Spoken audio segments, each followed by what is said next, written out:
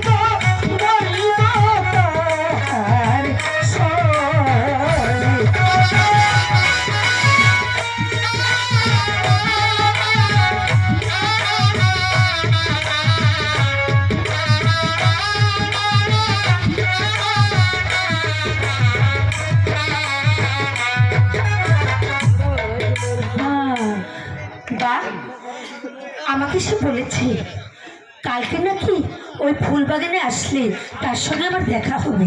ঠিক আছে, এখন যাই, কাল তার সঙ্গে এসে আমি ঠিক টাইম মতো দেখা করবো।